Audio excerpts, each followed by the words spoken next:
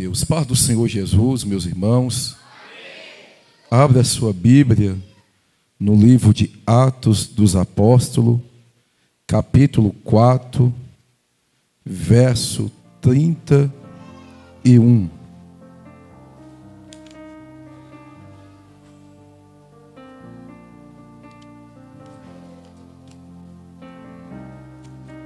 Glória a Deus. Atos dos Apóstolos, capítulo 4, versículo 31. Estamos em um culto com tema subordinado: avivados pela palavra. Então vamos falar um pouco hoje sobre avivamento e o que é avivamento. Glória a Deus. A diaconisa ainda falou que sobre o nome está escrito no livro da vida. Você sabe qual é a mensagem mais triste da Bíblia, irmãos? Qual é a mensagem mais triste da Bíblia? Está lá em Apocalipse. E fala: e o seu nome não foi achado escrito no livro da vida. Essa é a mensagem mais triste para muitos naquele grande dia. Quem encontrou, diga amém. Diz assim um texto bíblico: e tendo eles orado, moveu-se o lugar em que estavam reunidos, e todos foram cheios do Espírito Santo, e anunciavam com ousadia a palavra de Deus. Pode tomar os vossos assentos. Dê mais um pouquinho de fundo. Glória a Deus. Meus amados irmãos, em Cristo Jesus, redobre a sua atenção um minuto, em nome de Jesus. Que esta palavra ministrada nesta noite possa ficar cravada em nossos corações, que possamos executar, colocar em prática o que nós ouvimos, para que possamos crescer espiritualmente, irmãos. Para que não venhamos ficar andando em círculo e sem sair do lugar, mas que possamos crescer espiritualmente, crescer na fé, crescer no entendimento, na comunhão, no partir do pão, porque a palavra de Deus tem que provocar mudança em nossas vidas.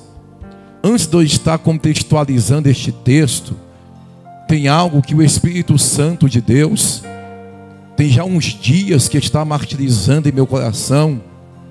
Até eu gravei um vídeo a respeito desta palavra, porque o Senhor me alertou e falou comigo que a noiva dele está correndo risco de perder a salvação, mesmo estando constantemente ouvindo a palavra de Deus, mesmo constantemente orando, mesmo constantemente jejuando, está correndo risco de Jesus voltar e ficar. No livro do Evangelho escrito por João, no seu capítulo 8 e verso 38, verso 32, vai dizer: conhecereis a verdade, e a verdade vos libertará. Verso 36 vai dizer: se o Filho vos libertar verdadeiramente, então sereis livres. Verso 32: conhecereis a verdade. Muitos de nós conhecem esta verdade, só que conhecer não é o suficiente, irmão. Frasear os versículos bíblicos, contextualizar a Bíblia de Gênesis a Apocalipse, não é o suficiente, porque a Bíblia diz que o diabo conhece, e Tiago vai dizer que ele crê que estremece, só que não obedece.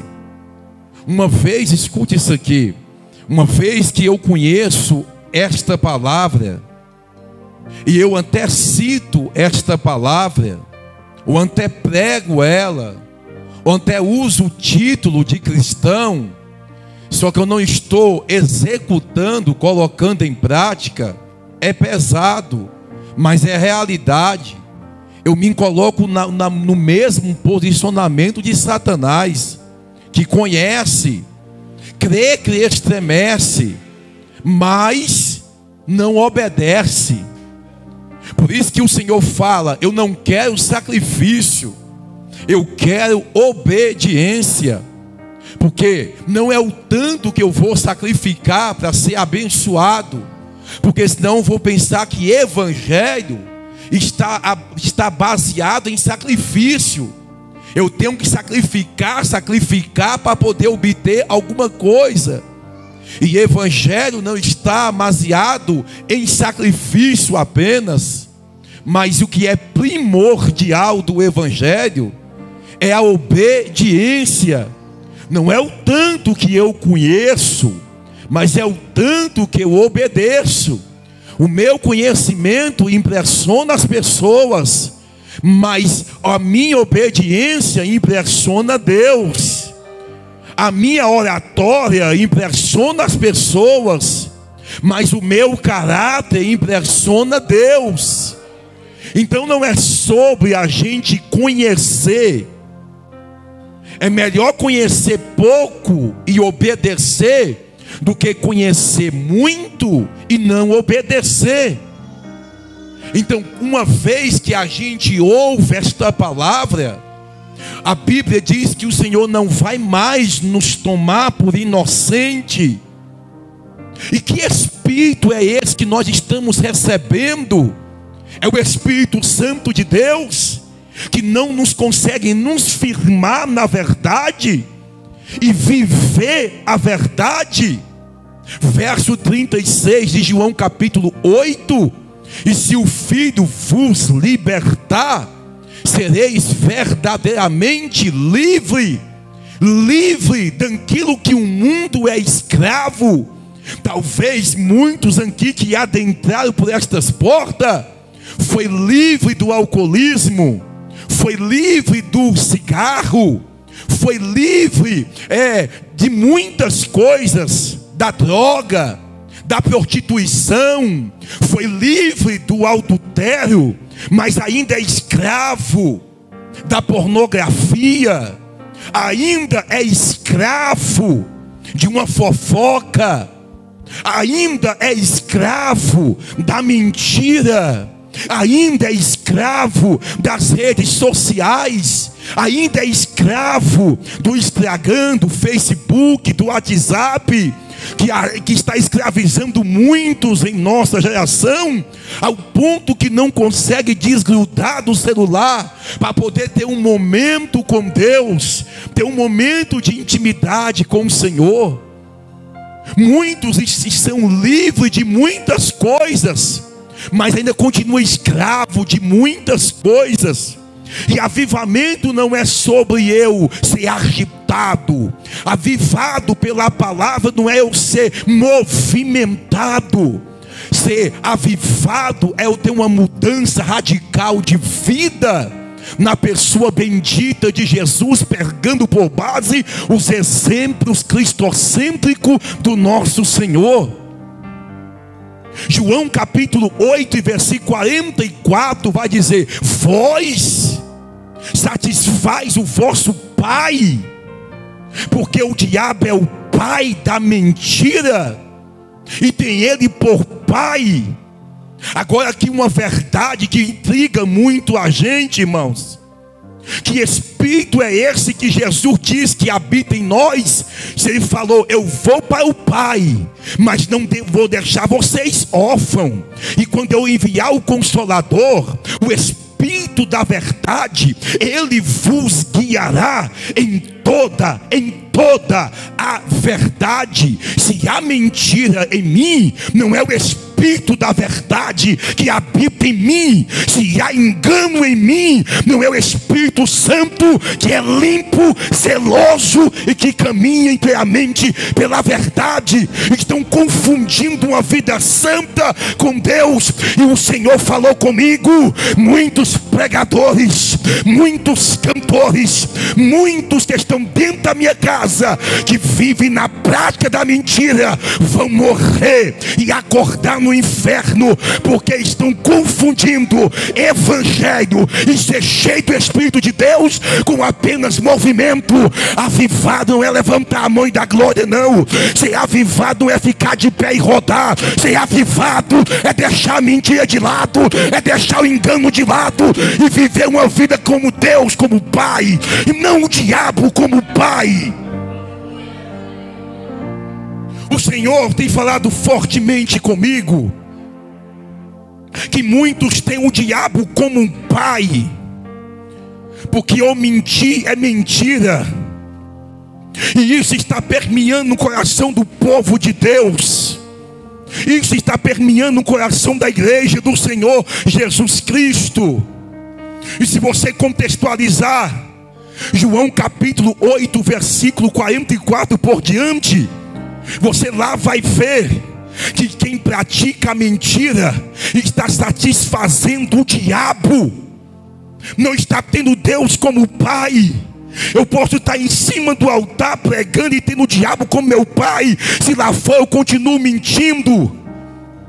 Eu posso estar louvando na frente da igreja, alguém sentindo alguma coisa e eu sem sentir nada, porque eu não tenho um Deus como Pai, eu tenho um diabo como Pai. Muitos estão caminhando nesse engano e a mentira. O Espírito Santo de Deus falou comigo que está se tornando algo comum e algo normal no meio do povo de Deus. E nunca foi comum a mentira no meio do povo de Deus. A igreja precisa urgentemente ser avivado por esta palavra, para que um engano possa sair do meio do povo de Deus, para que a mentira possa sair. Famílias estão à beira do penhasco, porque qualquer hora a bomba da mentira vai estourar dentro da casa, o engano vai bater a porta e o diabo vai dizer: eu já estava aqui há muito tempo e você nunca nem percebeu que eu estou governando a tua vida. E muitos jurando e dizendo: Deus é o meu Pai, Deus é o meu guia, e o diabo dizendo no mundo espiritual: eu sou o teu pai, eu que estou te governando. Não devemos aceitar isso em nossas vidas. Não devemos estar enganados dentro da casa de Deus, irmão. A palavra precisa entrar em nosso coração e trazer mudança em nossas vidas. Muitos estão em busca de um avivamento. A palavra avivamento é avivar quem está quase morto, ou trazer renovo para quem está morrendo. A palavra avivamento é poder nos colocar de pé. Um homem à beira do tanque estava vendo o movimento das águas. O anjo descia e movimentava as águas, diz o texto em João capítulo 5. Ele estava de olho no movimento. Mas quando Jesus chegou com o avivamento, Jesus não mandou ir pular dentro do tanque. Jesus disse: levanta, pega a tua cama e anda, porque avivamento é isso. É o que está me aprisionando, não vai me aprisionar mais. Por quê, pastor? Porque a palavra que é Cristo entrou na minha vida, me colocou de pé e me ergueu. O que antes me escravizava, não escraviza mais. Mas pessoas estão confundindo, porque o movimento é alimento egocêntrico do homem. Nossa, como o irmão ele prega e o povo é avivado. O irmão, como ele ora e o povo é tocado, o povo é abençoado, é curado, é liberto. Isso é coisa que traz para o homem egocêntrico. A palavra que nos desperta é a que nos confronta, é a que traz mudança. Não é sobre eu falar em línguas aqui e não segurar a minha língua lá fora. Isso não é avivamento. Não é sobre eu pular aqui dentro e lá fora eu continuar oscilando e caindo em ciladas que o diabo proporciona para mim. Isso não é avivamento. Avivamento é mudança de vida. E vamos percorrer e ver isso dentro da Bíblia Sagrada. 2 Crônicas, capítulo 7, versículo 14. O primeiro exemplo de um avivamento é: se o meu povo, avivamento não é para ímpio, avivamento é para o povo de Deus. Porque através de eu ser avivado aqui, eu vou ser transformado aqui. E através de eu ser transformado aqui, através da minha transformação, vidas também lá fora vão ser avivadas e transformadas. Avivamento não é para ímpio, avivamento é para o povo de Deus. Se o meu povo, que se chama pelo meu nome, se humilhar e orar, para poder provocar um avivamento coletivo, um avivamento peculiar, individual, é necessário eu entender o que eu preciso fazer constantemente na presença de Deus. Avivamento é eu me humilhar diante de Deus, é eu orar e falar: Senhor, muda o que tem que ser mudado em minha vida, porque eu não aceito estar dentro da tua casa e quando a trombeta soar, lá eu ficar sentado de mão para cima do mesmo jeito. Nós precisamos ser renovados pelo um avivamento genuíno que vem do céu. Um avivamento não artificial. Um avivamento que à noite no culto eu pulo, rodo, salteio, quando é no outro dia, lá está eu fazendo tudo aquilo que eu professei dentro da igreja, ao contrário, ou fazendo ao contrário do que eu ouvi na igreja. Avivamento provoca temor dentro da gente. Tremor. Medo é algo momentâneo e passageiro. Se um demônio manifesta aqui e eu coloco o microfone na boca dele, tu vai fazer o que com essa pessoa? Destruir, matar, vou acabar com a família. Os demônios falam isso. Alguém pode ficar morrendo de medo dizendo: meu Deus, eu tenho que deixar o engano de lado, eu tenho que deixar a mentira, eu tenho que deixar isso, deixar aquilo. Olha o demônio lá, olha o que o demônio está falando. Deus não quer que a igreja tenha medo, mas que a igreja tenha temor, porque medo é passageiro, temor permanece. Quem teme a Deus anda debaixo de um temor e de um tremor, dizendo: se eu estou em casa, lá está o Senhor. Se eu estou mexendo no meu celular, lá está o Senhor. Se eu estou no meu trabalho, lá está o Senhor. Se eu estou na escola, lá está o Senhor. Ou seja, quem tem tremor caminha pelo direcionamento de Deus com temor. Muitos têm medo e Deus não quer que ninguém sirva a Ele por medo, porque medo é momentâneo e passageiro. Acontece uma coisa ruim, nossa, Deus cobrou de mim e eu tenho que me aprumar agora, eu tenho que fazer o que é certo agora. Aí quando passa um tempo, lá está fazendo a mesma coisa de novo, ou pior. Porque quando Deus permite as circunstâncias críticas em nossas vidas, é para poder abrir a nossa visão espiritual e a gente enxergar que a gente pode cair em laços piores se a gente desviar do temor do Senhor. Medo passa, e muitos estão caminhando em Atos capítulo 5, num tempo da graça. No tempo de hoje, que muitos pregam um evangelho cold e um evangelho da impegraça, dizendo: Deus só quer o seu coração e o resto pode viver do jeito que quiser viver. Ou seja, até parece que Jesus é cardiologista para querer só essa bomba de sangue que está aqui dentro batendo. Jesus, Ele quer a nossa boca, Ele quer o nosso ouvido, Ele quer os nossos olhos. Ele se importa com aquilo que eu estou vendo, com o que eu estou ouvindo, com o que eu estou falando. Jesus morreu para poder a gente se entregar por completo para Ele. Não, pastor, o meu coração cultua a Deus, mas o meu corpo cultua a sensualidade. Está enganado. O nosso corpo é templo e morada do Espírito Santo de Deus. Esse corpo é templo e morada do Espírito Santo. 1 Coríntios capítulo 3, versículo 16. Não sabeis que o vosso corpo é templo e morada do Espírito Santo? E se vós destruir esse corpo, Deus também o vai destruir. Deus não quer só o nosso coração, Ele quer a nossa vida por completo. 1 Tessalonicenses capítulo 5, verso 23. E o mesmo Deus da paz vos santifique o vosso corpo, a vossa alma e o vosso espírito seja totalmente conservados, irrepreensíveis para a vinda de nosso Senhor e Salvador Jesus Cristo. É corpo, alma e espírito.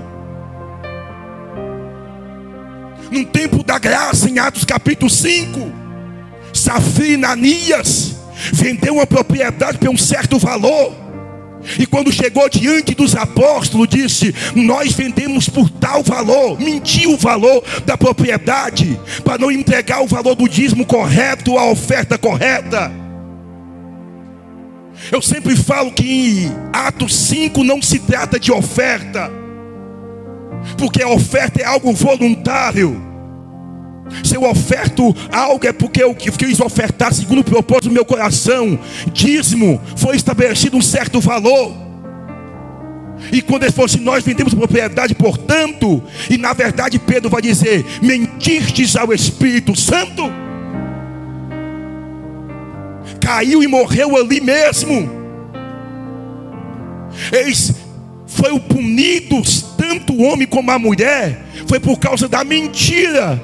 Se eu ter chegado no apóstolo e ter sido sincero: olha, eu vendi a propriedade por tanto valor, e eu não quero dar o valor todo porque é muito, eu vou dar só uma ajuda aqui, pronto. Se tivesse sido sincero e verdadeiro, Deus não teria punido eles, mas porque mentiu, veio a punição. Você entende, irmãos, que a mentira está causando destruição na vida de muita gente?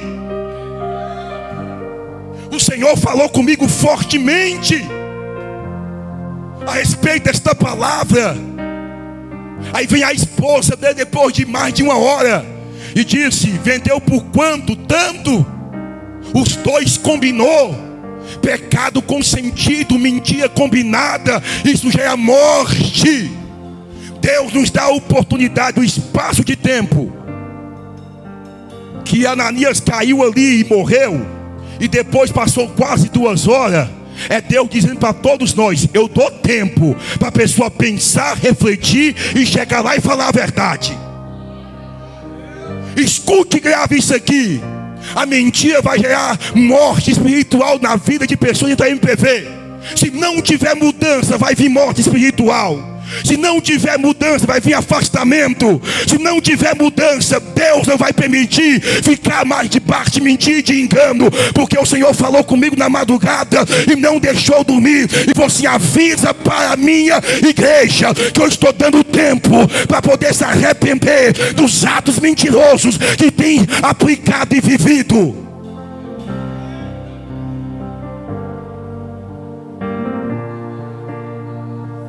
Não estão dando ouvido ao que Deus está falando. Quando você vê alguém se afastando, não se preocupa não. Tu vai lembrar dessa mensagem. Quando tu vê Deus afastando as pessoas do altar, pessoas aqui da frente, não vai ser eu não, vai ser o próprio Deus. Porque o espaço de tempo de 1 hora para 2 horas até chegar Safira, é o Senhor dizendo: vamos esperar chegar. E ela falou a mesma coisa. Tem pessoas que insistem naquilo que está destruindo a vida deles. Tem pessoas que insistem naquilo que está afundando eles. Que cegueira espiritual é essa, irmãos? Que Deus está falando na igreja constantemente. Que Deus está falando com a noiva dele, porque está revelando o amor dele. Deus vai falar com a liderança, irmãos. Deus fala com a liderança. E a liderança tem a responsabilidade de passar o que é de Deus. Qualquer outro pode vir aqui pregar qualquer mensagem, mas a parte de exortação, de corrigir, Deus sempre vai revelar para a liderança, para poder advertir a igreja, para poder se aprumar. A igreja em Atos, conhecida como Atos dos Apóstolos, E muitos dão o nome de atos do Espírito Santo. Uma igreja que entendeu que é até temor e santidade diante de Deus. Uma igreja que entendeu que é servir a Deus de verdade. E hoje, por nós aplicarmos esses princípios bíblicos, nós é chamado de quadrado, de religioso, só porque pregamos a Bíblia. Porque hoje a pessoa guarda o pecadinho de estimação, vive com ele engavetado. Aí até Jesus vir, a pessoa morrer e todo mundo está no velório dizendo: nossa, o irmão está com Jesus na glória. E os demônios do outro lado dizendo: na glória. Eu vi um testemunho de uma irmã que tinha mais de 20 anos na igreja. Morreu. E no dia do velório, estava a igreja reunida. E Deus vai falar com o pastor. Essa irmã não teve salvação. Todo mundo ficou contra o pastor, porque sempre é assim. Falou assim: pastor, o senhor está louco? Essa irmã louvava e o fogo caía. Essa irmã pregava e o fogo caía. Ele falou assim: Deus falou comigo. Vai lá no quarto dela e levanta o colchão. E debaixo do outro colchão, entre os dois colchões, levanta. Quando levantou, tinha um bocado de revista de pornografia, que há anos ela carregava aquilo com ela. Não é sobre estar aqui dentro, é sobre a gente temer a Deus de verdade. É sobre a gente arrancar o que está enraizado na nossa alma e dizer: Senhor, eu não aceito esse pecado da minha vida. Porque no dia do velório, talvez nos levante alguém e fala: ela não foi para o céu, ele não foi para o céu. E o que está em oculto, o que Deus passou a vida toda revelando por meio das mensagens, por meio da liderança, o que não foi exposto para conserto, talvez no dia do velório vai ser exposto para exemplo para os outros. Não, pastor, Deus não envergonha ninguém. Não envergonha? Quem falou isso, irmão?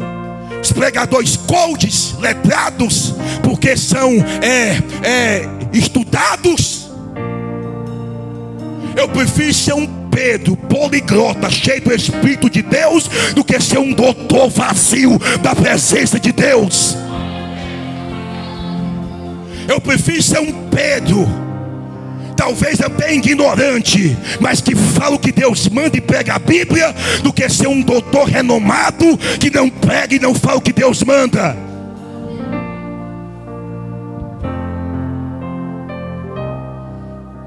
A palavra de Deus para nossas vidas, irmãos,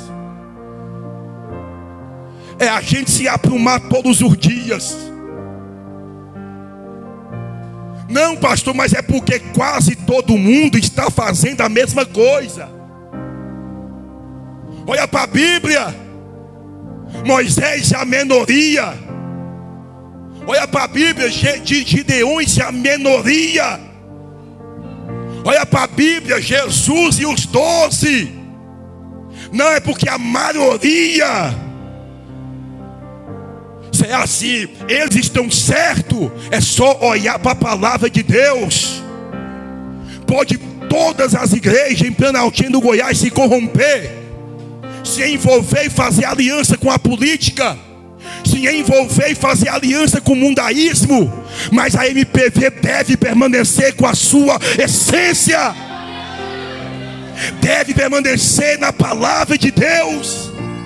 Pastor, mas não vai ter multidão. Mas olha para a Bíblia, olha para a multidão da Bíblia. Multidão sempre está indo embora, multidão sempre está se afastando. Multidão não aguenta com a verdade bíblica. Mas discípulos com seus caráteres forjados em Cristo, sendo alimentado por Jesus, ensinado por Jesus, está dizendo: para onde nós iremos? Se só o Senhor tem palavra de salvação, se só o Senhor tem palavra de vida eterna. Quer ir com a maioria porque está dando certo? Nem tudo que está dando certo, Deus está no controle.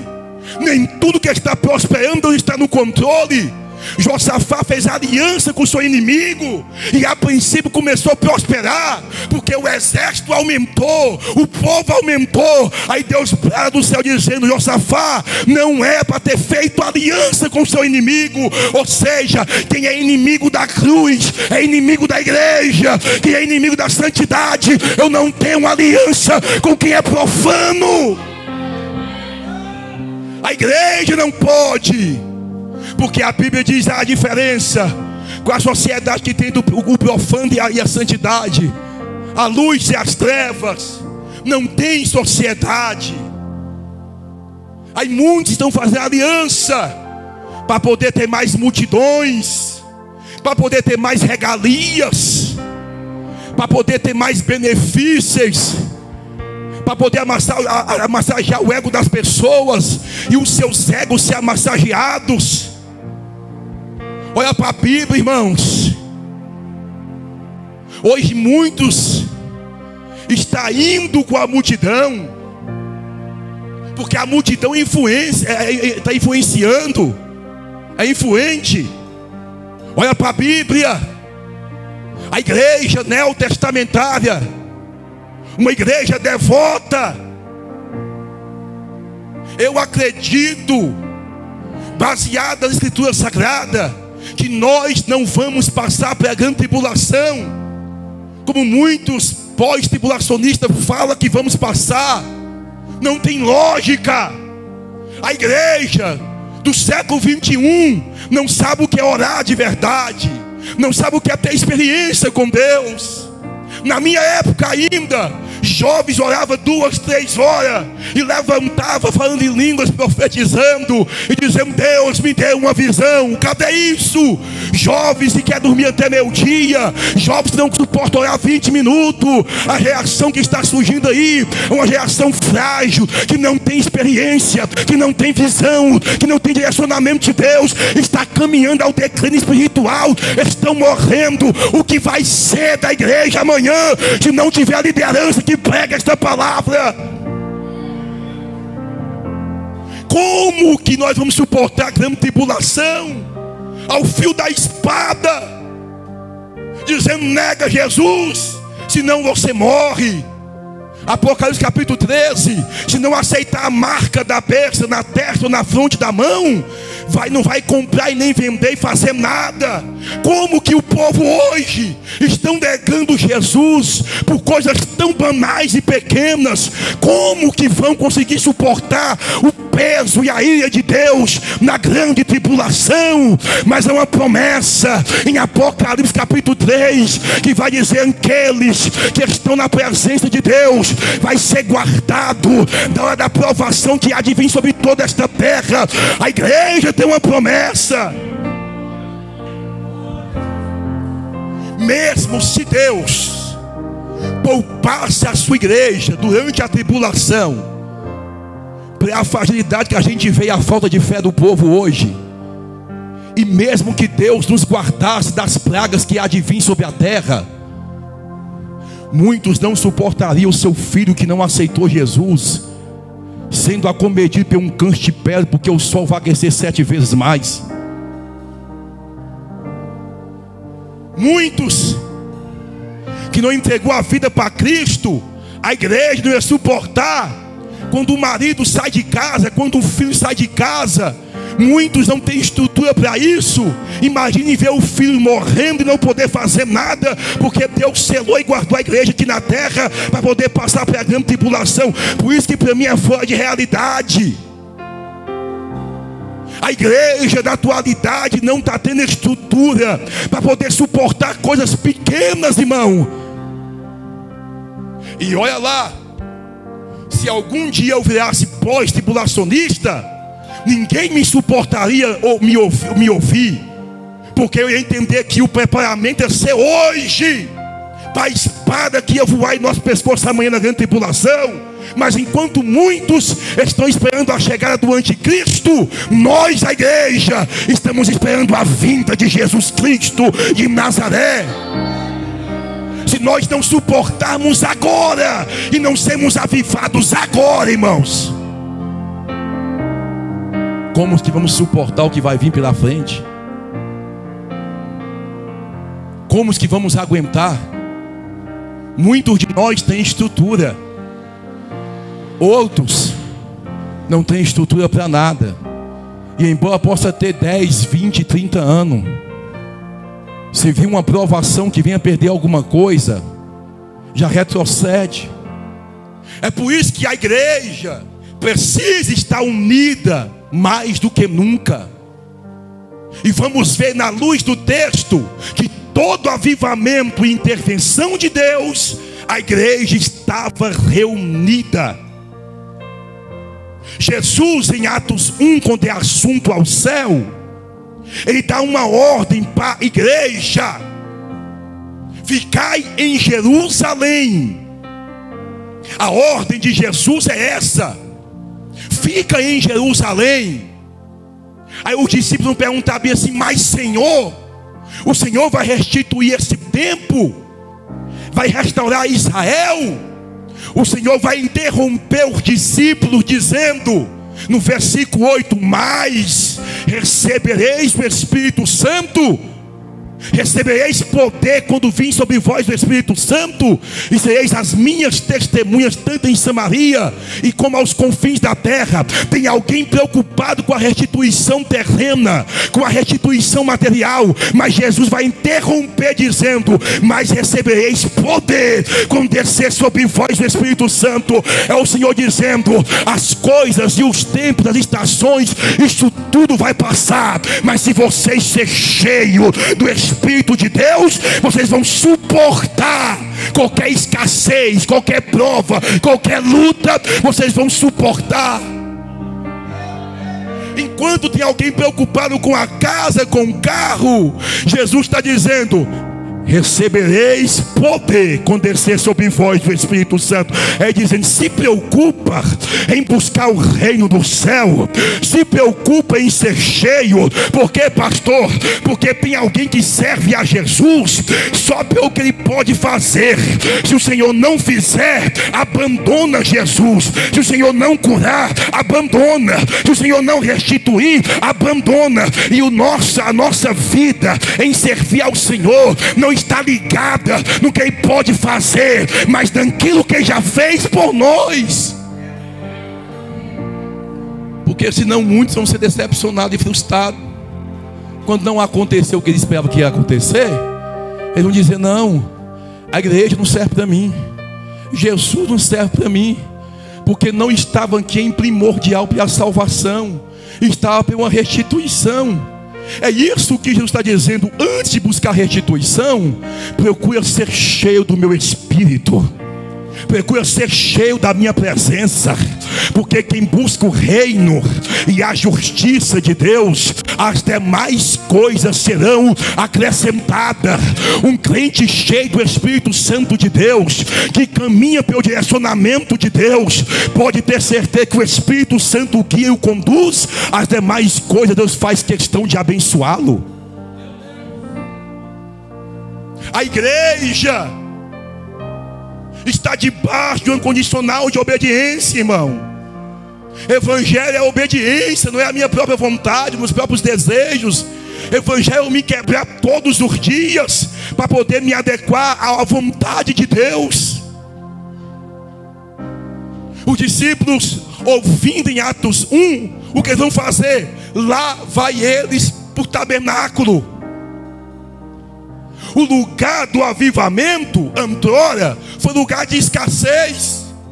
Quantas vezes Jesus olhou para Jerusalém e ele disse: ó Jerusalém, quantos profetas foram enviados até a vocês? Quantas vezes eu tentei ajuntar vocês como uma galinha ajunta os pintinhos debaixo das tuas asas. Jesus vai chorar duas vezes na Bíblia. A primeira, quando ele olha para Jerusalém, ele chora. A segunda, quando Lázaro morre. Em Jerusalém foi aonde Jesus foi perseguido. Em Jerusalém foi aonde Jesus foi odiado. Em Jerusalém foi aonde Jesus foi expulso da sinagoga por pregar a verdade.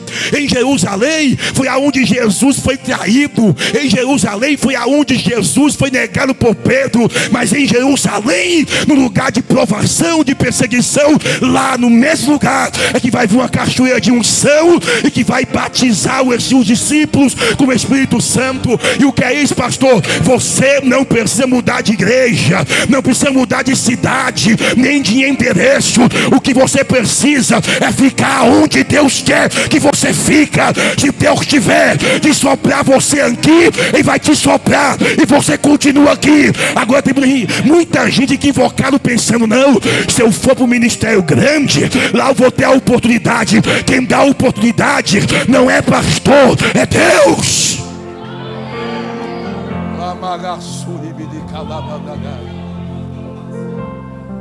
No lugar que eu fui provado é onde Deus vai me honrar. No lugar que eu fui perseguido é onde Deus vai me honrar.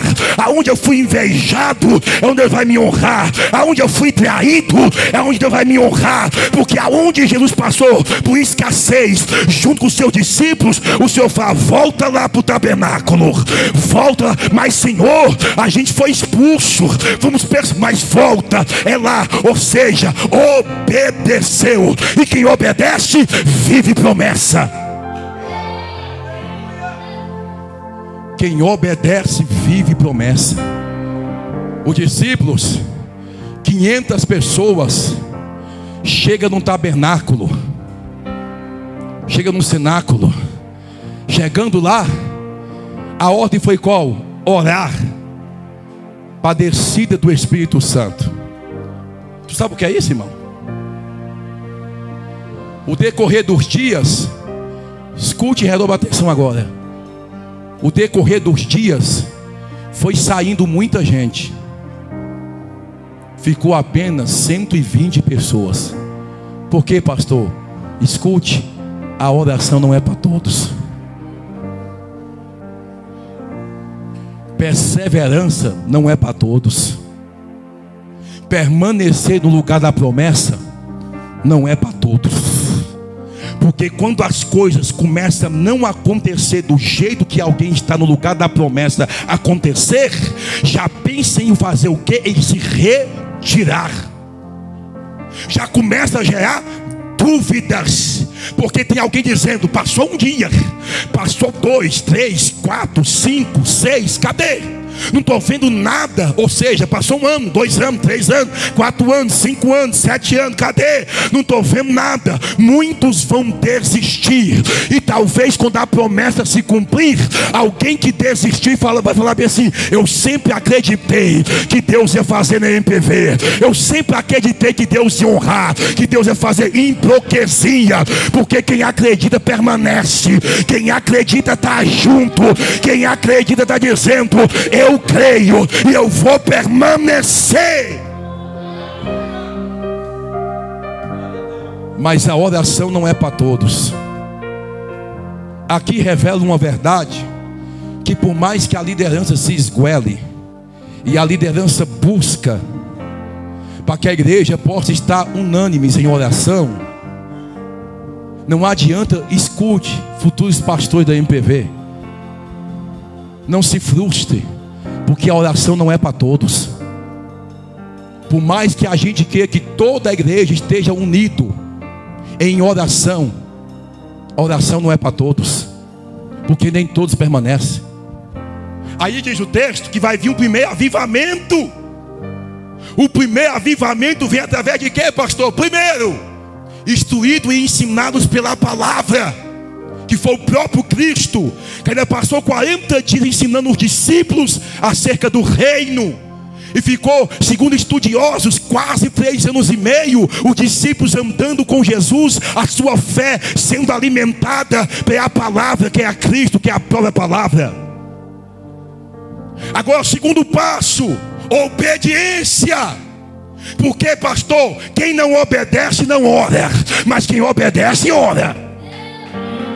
Porque eles andou com a palavra que foi Cristo. E a palavra diz: vai para o tabernáculo, vai para Jerusalém. Obediência. Segundo, quando chegou no tabernáculo, fizeram o que, pastor? Ficar de braço cruzado, conversando durante o culto, batendo papo, brincando com criancinha, distraído, perdendo tempo. Não, estava orando, porque entendeu que a ordem veio direta de Deus.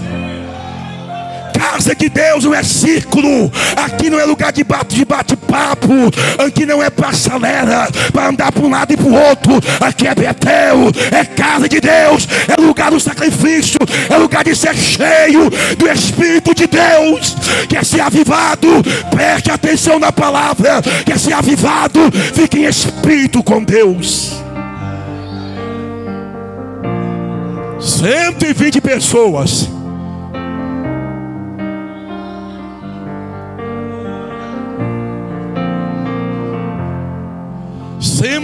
pessoas. Aqui tem o quê? Umas 40? 120 pessoas sentadinho, igual vocês estão aí. Mas é assentado como, pastor? Ilustração. Hoje, nosso dia, muitos. Meu Deus, tem a conta de luz. Senhor, tem que trabalhar amanhã cedo. Meu pai, escuta um cabo logo, pastor conversa demais. Pastor fala demais. Para que falar tanto? Para que cobrar tanto? Esse culto não termina logo, quer ir embora jantar. Senhor, quer assistir um filme. Muitos estão distraídos. É por isso que o som de um vento vermente, muitos já não conseguem sentir mais. Estava 120 sentado. Deus, manda o Espírito Santo de Deus, porque é promessa. Manda o Espírito Santo. Manda o Espírito sentado. Você entendeu? Nós aqui somos pentecostais. Nós se coloca de pé, a gente roda, a gente tudo com temperança, com ordem e com decência. Se passar do Espírito, já chama a atenção da igreja e fala assim: cuidado, para a carne não entrar, a emoção não entrar, e a gente pensar que é o Espírito Santo de Deus e a carne. Mas aqui a gente age com a temperança e pela direção do Espírito Santo de Deus. Você imagina eles todos sentados lá.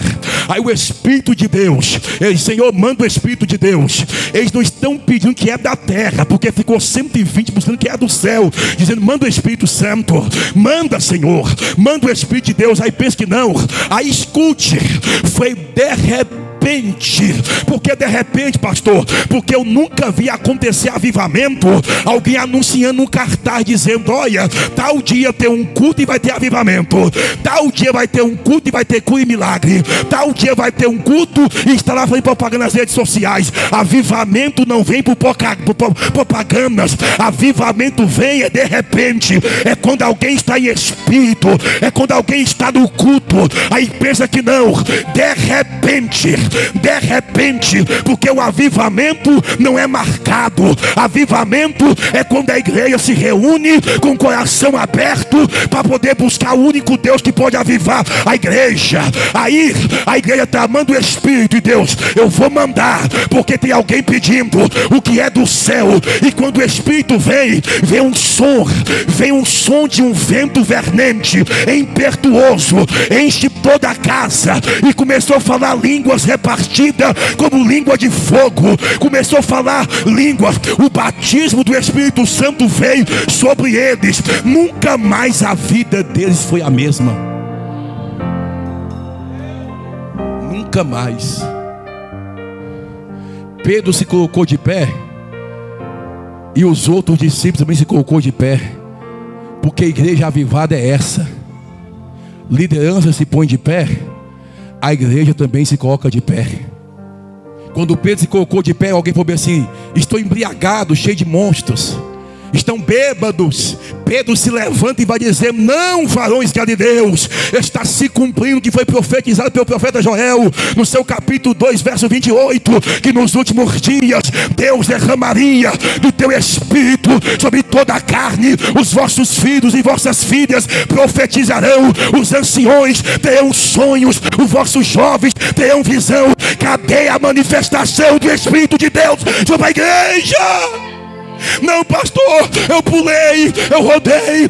Não, é visões, é sonho profético, é profetizar o que vem do céu, é ter sustentabilidade, é oração. Isso é ser avivado. Ser avivado, tudo que envolve a obra de Deus, eu estou dentro. Aí Pedro se põe de pé e todos se colocam. Quase 3.000 almas se converteu com um sermão de arrependimento. Capítulo 3. Pedro e João estão subindo ao templo. Lá tem um concho na porta chamada Formosa, que há muito tempo estava ali recebendo esmola. Quando chegou 2 homens de Deus e disse: eu não tenho ouro, eu não tenho prata, porque hoje muita gente quer ouro e quer prata. Eu não tenho ouro, eu não tenho prata, mas o que eu tenho só dá aquilo que você tem. Tem gente que não adianta, irmão. É por isso que eu, particularmente, pastor Luciano, é difícil vocês verem aqui falando: levanta a mão, dá glória. Futura teu irmão aí, vá com ele, dá glória. Eu não faço isso, porque quem tem dá o que tem. Se não tem, não adianta forçar a barra só para ver movimento da igreja de mão levantada. Não, ele vai dizer: eu não tenho ouro nem prata, mas o que eu tenho, se eu tenho glória, se eu tenho aleluia, se eu tenho mão levantada, não precisa ninguém forçar a barra, porque eu já tenho isso. Eu já tenho. Não tenho ouro e nem prata, mas o que eu tenho te dou. Levanta em nome de Jesus e anda. Eu só posso dar o que eu tenho, irmãos. Ah, pastor, é um pecado mandar os irmãos levantar a mão? Não é pecado. É pecado mandar os irmãos dar glória? Não é pecado. Mas tudo que é forçado é estupro. E Deus não quer adoração forçada. Deus quer que eu escute a palavra e que eu dou glória ao nome do Senhor. Ah, pastor, eu não consigo abrir a boca, mas no seu espírito. Tem pessoas que às vezes está calado, está quieto, mas o espírito está conectado com Deus, está mastigando a palavra. E se eu falar, se você não levantar a mão e não dar glória, você está vazio. Aí eu estou pecando. Aí eu estou pecando, porque eu estou falando que se você não levantar a mão da glória, você está vazio. Aí eu estou pecando, porque uma mão levantada e um glória que sai da boca não define uma vida cheia do Espírito de Deus. Você quer palavra pastoral, é palavra de ensinamento para a igreja, irmão. Porque eu já vi pregador pecando demais. E a gente tem que parar com alguns paradoxos que não está ligado à palavra. A Bíblia diz: abre a sua boca, eu a encherei. Não é eu mandar você abrir a boca, é você abrir a boca e Deus vai te encher. É a mensagem que é pregada, é tocada na igreja. O que é ensinado é tocado. E eu entender o que é culto racional. E muitos não entendem isso. Levanta em nome de Jesus. A palavra que saiu da boca de Pedro e João está colocando alguém de pé. O intuito do evangelho é esse. Avivamento não é estimular o emocionalismo do povo. Avivamento é estimular e mexer com a minha estrutura. E eu sair daqui dizendo: eu preciso estar de pé diante de Deus. Eu preciso fazer alguma coisa pela igreja, pelo povo, pelas almas. Sair amando mais as vidas, sair amando mais a palavra, sair amando mais as coisas de Deus. Aí você começou a sentir e entender o que é avivamento.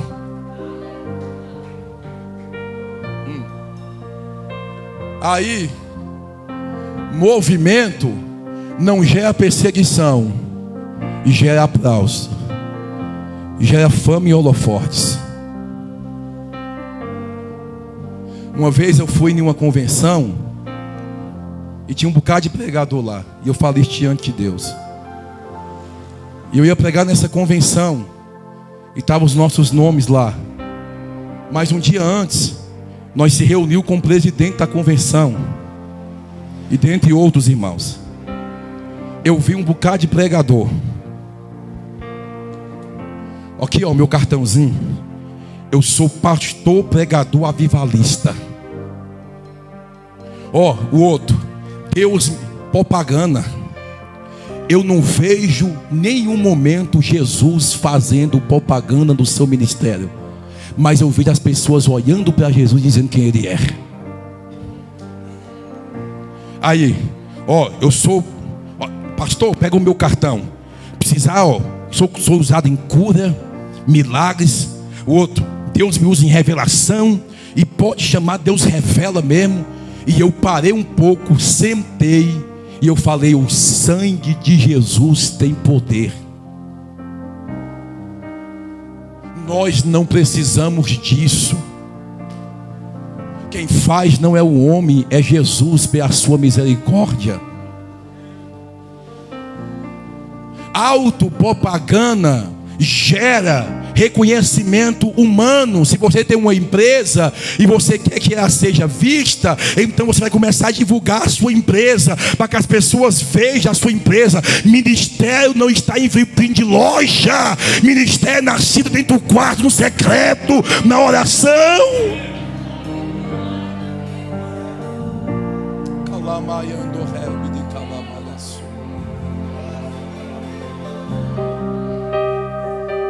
A palavra levanta o coxo. E o que acontece, pastor? No capítulo 3, alguém é levantado pela palavra. No capítulo 4, por causa que alguém levantou na porta do templo, agora vai gerar um sinédrio, vai perseguir e vai pegar Pedro e João e botar dentro da prisão no capítulo 4. Quer ser usado? Quer ser usado mesmo por Deus? Já ora, pedindo a Deus estrutura. Vai ser perseguido, vai ser perseguida, vai vir afronta, vai vir levante, tudo que é lá tu imaginar. E ainda tu pode parar dentro de uma prisão sem ter feito nada. Quer fama, holofotes, propaganda? Aí tem um bocado de gente, ó. Quer ser instrumento de Deus? Prepara o ombro. Porque Jesus Cristo disse: até o das próprias famílias me negou e me rejeitou. Às vezes até os próprios de casa vai te rejeitar e vai te negar. Quer ser usado por Deus? Quer estar no centro da vontade de Deus? Busque primeiro a estrutura de Deus, para poder suportar as pedradas. Foi para dentro da prisão. A perseguição veio porque alguém levantou na porta do templo. Uai, mas por que a perseguição veio? Porque alguém levantou aqui dentro? Porque um paralítico levantou? Não é para vir perseguição, mas o que gera levantamento na igreja gera perseguição no mundo espiritual. Aí, a igreja primitiva, eles não estão orando: Senhor, tira a perseguição, Senhor, me dá paz, Senhor, está difícil. Eles não oram para a perseguição acabar, eles oram para ter ousadia para continuar pregando. Diante do sinédrio, falou bem assim para Pedro e João: para de pregar, para de falar de Jesus. Pedro, com ousadia, levanta a voz e fala: nós não conseguimos, porque ouvimos o que nós pregamos, o que a gente fala, nós ouvimos de Jesus, ouvimos dele, então não consigo. Ei, quem foi levantado por Deus não consegue parar. Quem foi chamado por Jesus está exercendo algo no centro da vontade de Jesus. Não para, está doendo, está sendo perseguido e ainda nem ora para poder acabar a perseguição. Está orando e está dizendo: Senhor, me dê estrutura, me dê ousadia para poder pregar. Saiu diante do sinédrio, Pedro e João, e foi para a praça pregar. Você imagina o sinédrio dizendo: como é que pode? Eu acabei de falar para eles, não prega, e lá está eles pregando. É muitas vezes o diabo que se levanta, fala: não prega. Quando pensa que não, lá está nós pregando. Alguém fala: acabou o ministério, não prega mais. Lá está a gente pregando. Por quê, pastor? Porque ouvimos dele e recebemos dele, e quem ouviu dele e quem recebeu dele não vai se calar diante da perseguição, não vai se calar diante das lutas, não vai se calar diante das provações, não vai se calar diante dos levantes, vai continuar. Para concluir, verso 31. Isso aqui me chama a atenção. Estava eles reunidos novamente no mesmo lugar, e tendo eles orado, o lugar tremeu, e eles com ousadia pregavam a palavra. Eu anotei aqui, e tu sabe por quê, irmãos? Percebe isso aqui, nós, igreja do Senhor. Você vê que a oração de unidade move céus. A oração de Atos 2 moveu os céus e trouxe batismo do Espírito Santo. A oração de Atos 12, versículo 5, moveu os céus e Deus enviou o anjo dentro da prisão para libertar Pedro, porque a igreja estava reunida, unânimes, juntas. A oração de Atos 4, quando chega no verso 31, ele já estava orando. Quando chega no verso 31, o lugar moveu, o lugar tremeu. A oração e unidade, primeiro, o poder da oração unânime. Eles estavam reunidos em oração. A oração não é individualista, mas coletiva. A oração feita em unidade traz resultados sobrenaturais. Quando a igreja se une em oração, Deus manifesta o seu poder de forma visível. Agora você entendeu por que o diabo luta para não ter oração de unidade com a igreja?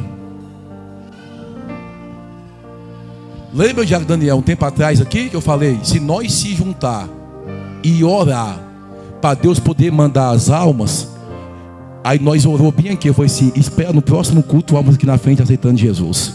Quando foi no próximo culto, visitante e alma na frente aceitando Jesus. Mas o diabo, ele luta. Peraí, pastor, mas eu já sou cheio do Espírito Santo. Mas nunca pode perder a oração da unidade. Oração da unidade está falando de união, de força, de corrente. Os discípulos não precisavam orar mais no capítulo 3, porque no capítulo 2 foi revestido de poder. Os discípulos não precisavam mais orar no capítulo 4, porque no capítulo 2 eles foram cheios do Espírito Santo. Aqui transmite para mim e para você que a oração é algo contínua. A gente deve continuar em oração.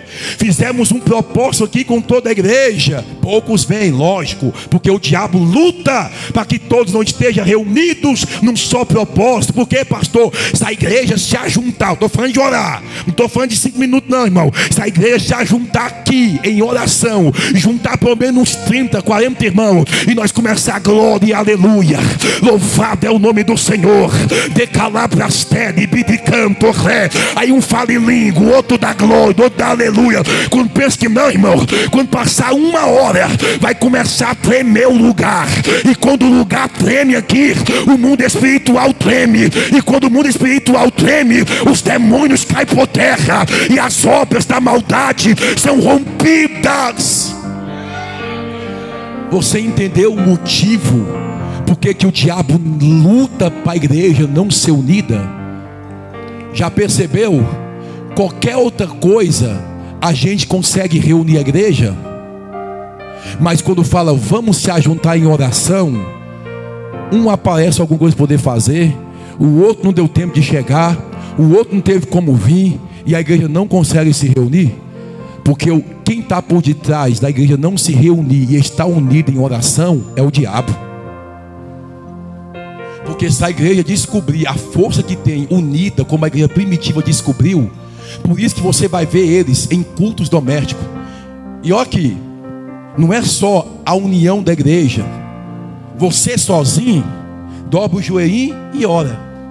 Aí você fala: vem filhos, vem esposa. Aí já começa alguma coisa acontecer para não você orar junto com a família, porque está falando de unidade, de corrente, de oração.